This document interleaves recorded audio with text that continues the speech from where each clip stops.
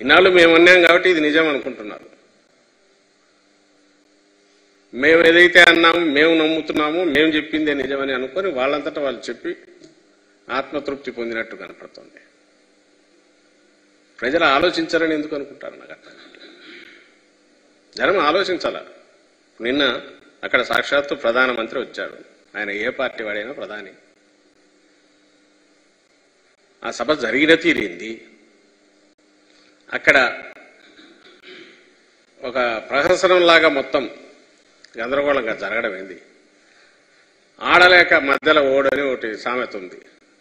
నువ్వు డ్యాన్స్ చేయలేక వాడు సరిగా మధ్యలో కొట్టలేదు, అది వాయించలేదు, వాద్యం సరిగా పనిచేయలేదు, దానివల్ల చేయలేకపోయినా అన్నట్టు. వాళ్ళ మైక్ సిస్టమ్స్ ఫెయిల్ అయితే ఆ కన్సోల్ ఎవడు తీసుకెళ్లి ఎవడు జనంలో పెట్టుకుంటారు. జనం అక్కడ ఎక్కినారు. దానికి కారణం ఏంటంటే పోలీసులు రాలేదని. ఏ పార్టీ దీనికైనా సరే పెద్ద ఎత్తున కార్యకర్తలు చేరిన చోట పోలీసులు ఒక స్టేజ్కి మించిపోలేదు. మా పార్టీ అయినా సరే నచ్చ చెప్పాలు చూస్తారు, ఇది చూస్తారు తప్ప ఏదో వచ్చి లాఠీలు పట్టుకుని కొట్టరు, తొయ్యరు. మనకుండాలి అది. నా సిద్ధం సభలు జరిగాయి, చూశారు కదా. అక్కడ కూడా ఎక్కడికక్కడ వాళ్ళు మా కార్యకర్తలు నిజమైన కార్యకర్తలు డెడికేట్ కాబట్టి డిసిప్లిన్ క్రమశిక్షణ ఉంది. అయినా సరే ఎక్కువ మంది చేరిన చోట ఇబ్బంది లేకుండా చూడడానికి మన ప్రయత్నాలు మనం చేసుకోవాలని కనీస జ్ఞానం లేకుండా నయం అదేదో పొరపాటున కరెంటు గిరెంటు పోయితే దాన్ని కూడా గవర్నమెంట్ అనో మమ్మల్ని అనో చేసేవాళ్ళేమో. దానికి పోలీసులు ఎవరో ఇది చేయలేదని, దానివల్ల అది ఫెయిల్ అయిందని మీ చేతగాంతనానికి ఓ చిన్న సభ అంతా చేస్తే 50,000 60,000 వచ్చింటారేమో, లక్షకు లోపు. దాన్ని పట్టుకొని అసలు మొత్తం సరే మీ సభ మీరేమన్నా పొగుడుకోవచ్చు, ఎట్టయినా చేసుకోవచ్చు, అది మీ వాళ్ళ ఇష్టం. దాంట్లో వాళ్ళు తృప్తి పొందితే కాదనడానికి మేము ఎవరం. కానీ మీ చేతగాంతనానికి ఫెయిల్యూర్కి దాన్ని తీసుకొచ్చేసి డిపార్ట్మెంట్కో పోలీసుకో ఇంకోరికో అట్రిబ్యూట్ చేసే ప్రయత్నం, అక్కడ ఇంకో దివాలా కోరుతున్నాం.